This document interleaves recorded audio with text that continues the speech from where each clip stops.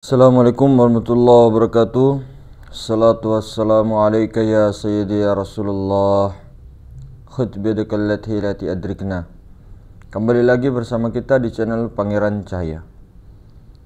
Hadirin yang dimuliakan Allah Subhanahu wa taala, konten kali ini kita akan membahas pertanyaan daripada saudara kita lagi.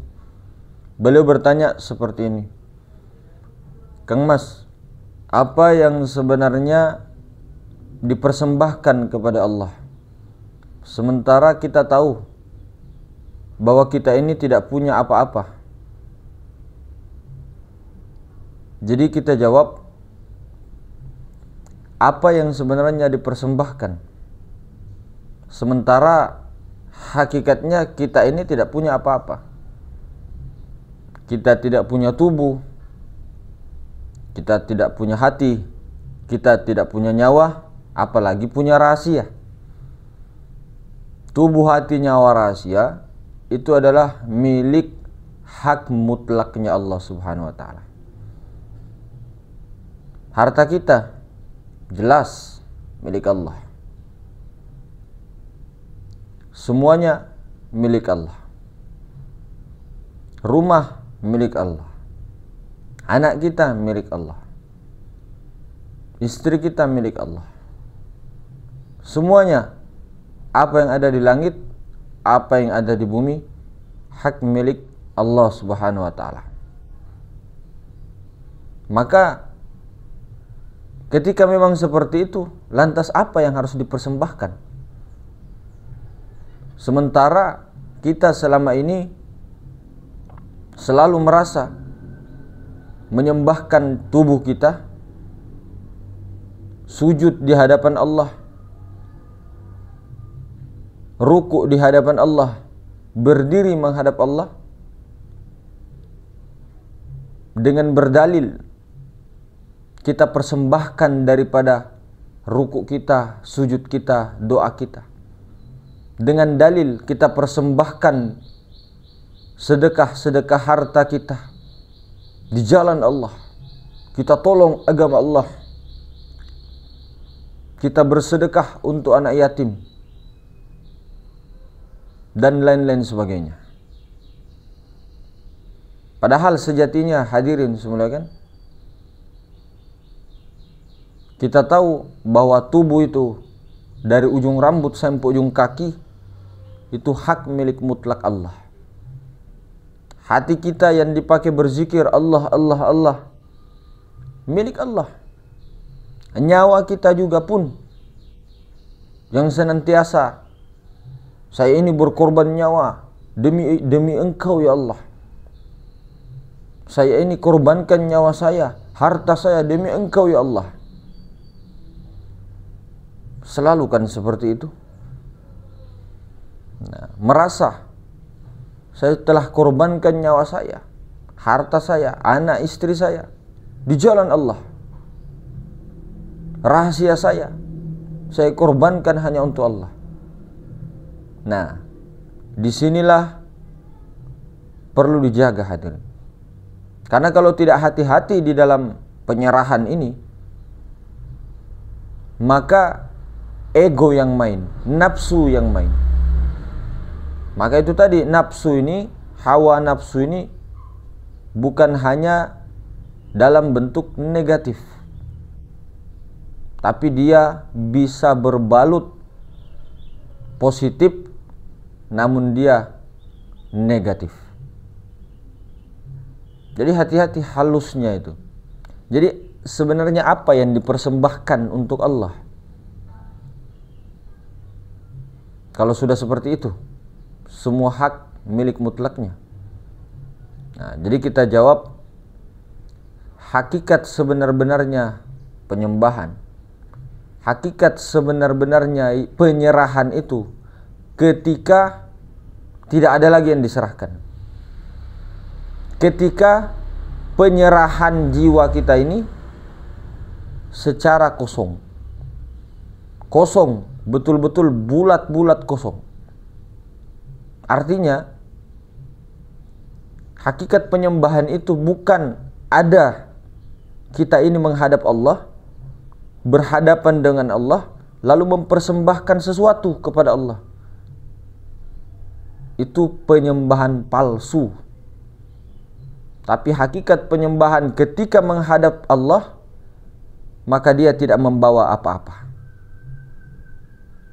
Dia kosong. Dia hanya tinggal rasa saja.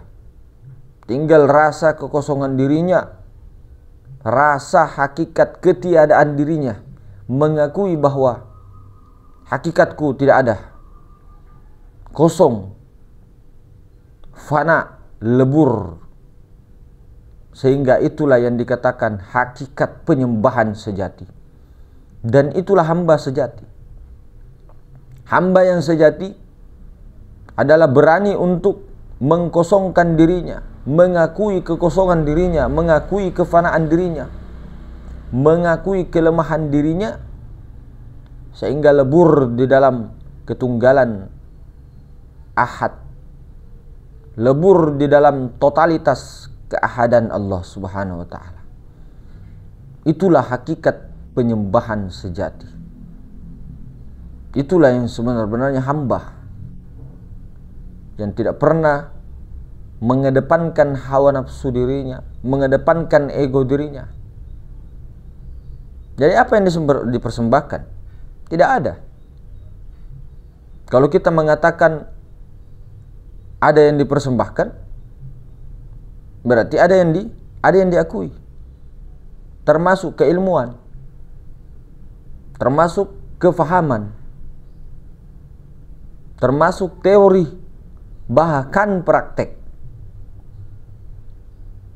Seseorang bisa berzikir pun mengingat akan Allah, karena diingatkan Allah, karena disadarkan oleh Allah, diingatkan, disadarkan oleh Allah Ta'ala.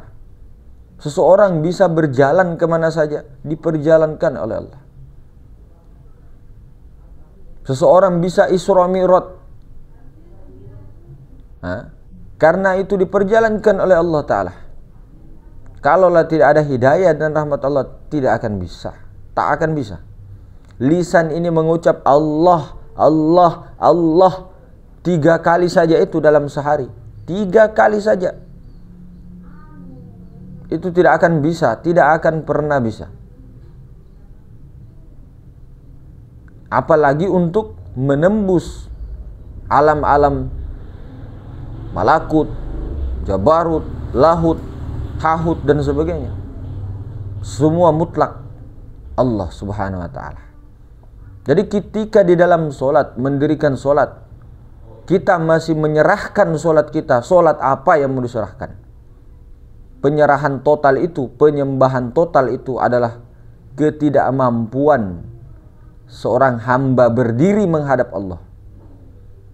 Maka siapa yang berdiri di dalam solatmu, siapa yang ruku di dalam solatmu, siapa yang i'tidal di dalam solatmu, siapa yang sujud di dalam solatmu, ketika kita yang sujud, kita yang berdiri, kita yang ruku, kita yang berzikir, kita yang berdoa di dalam solat tersebut, batal secara hakikat.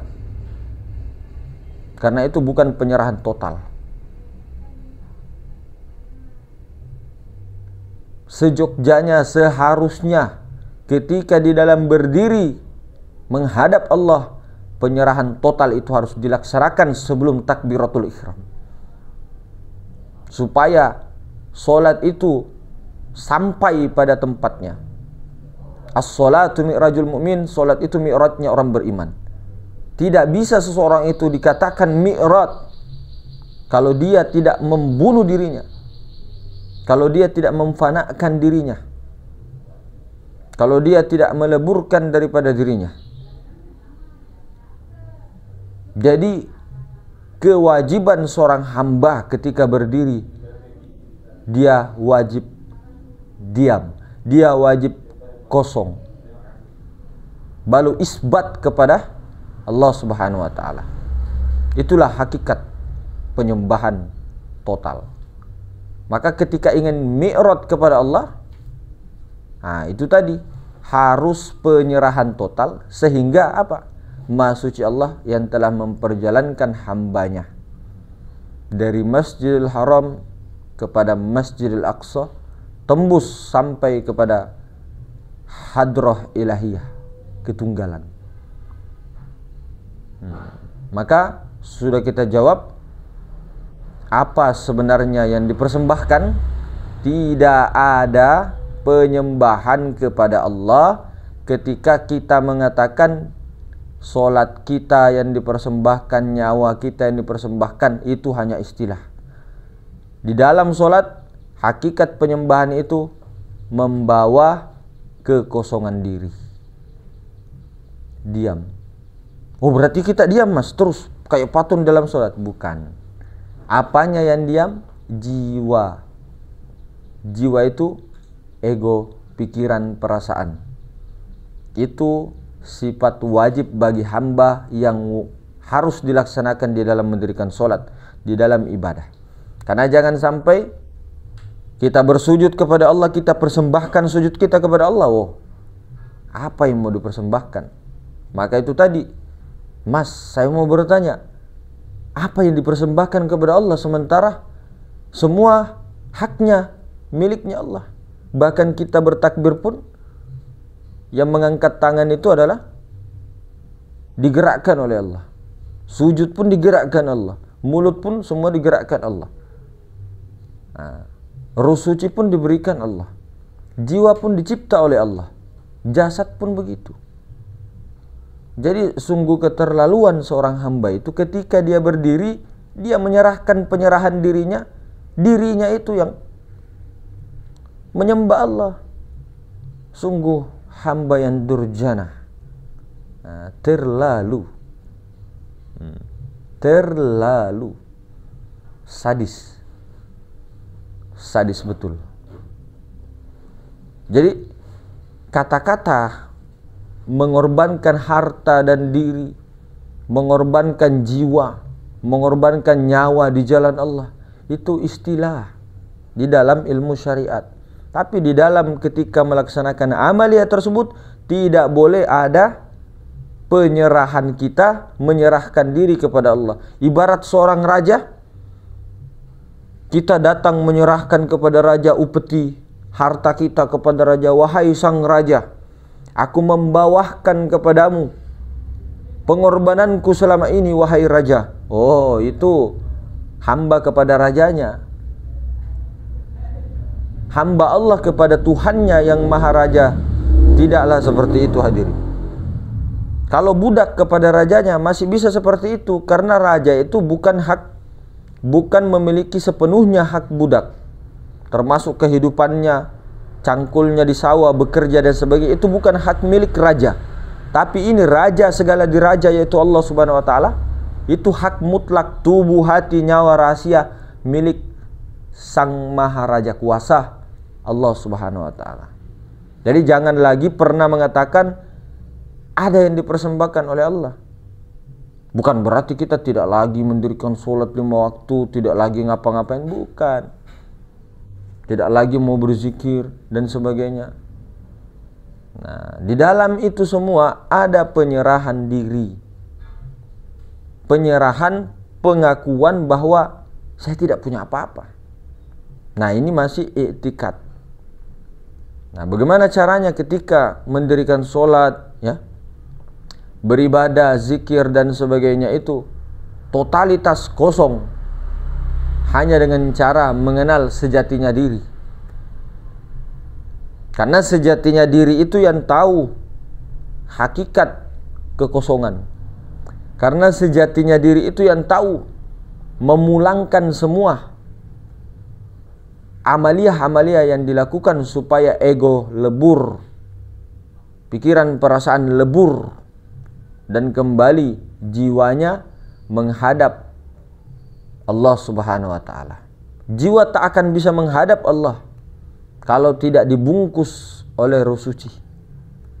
Jiwa tidak akan bisa pulang kepada kampung asalnya, halamannya, kalau tidak dituntun ruh suci. Tak akan bisa. Itu jalannya, itu jembatannya, itu wasilahnya.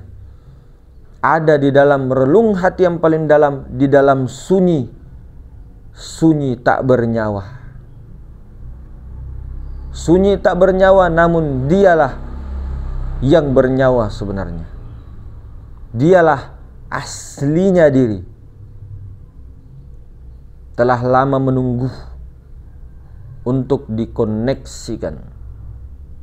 Ketika jiwa tiba-tiba menangis, merindu, menetes air mata tanpa tahu apa penyebabnya, maka itu adalah panggilan ruh suci, panggilan Rasulullah, ibarat panggilan daripada bapak ibunya kepada jiwa yang merantau, yang telah lama tidak pulang kepada kampung halaman, tidak pulang mensilaturahimi orang tuanya, ibarat.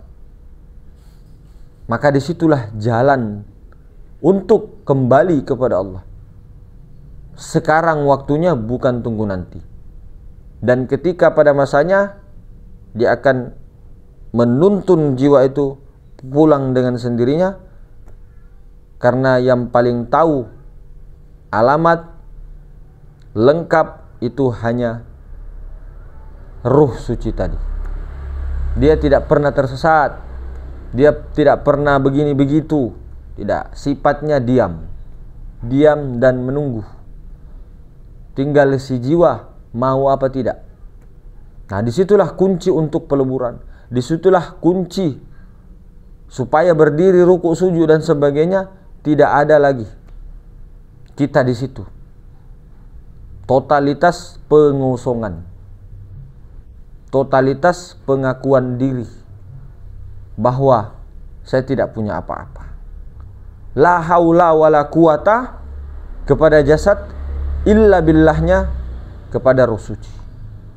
Bukan ruh suci Allah. Tidak ada yang mengatakan ruh tu Allah. Tidak ada, lampongeng. Ruh tu utusan Allah, bukan Allah. Oke? Jadi ruh suci itu utusan Allah, bukan Allah. Allah ya tetap Allah lah. Nah, jadi mungkin begitu hadirin semuanya. Hakikat penyembahan adalah tidak ada yang dipersembahkan kecuali pengakuan diri sebagai makhluk yang tidak punya apa-apa. Tapi bukan hanya di mulut, di hati, pikiran, tapi dengan relung hati yang paling dalam, betul-betul menghadap kepada Allah, kosong sekosong-kosongnya. Mungkin begitu. Assalamualaikum warahmatullahi taala wabarakatuh.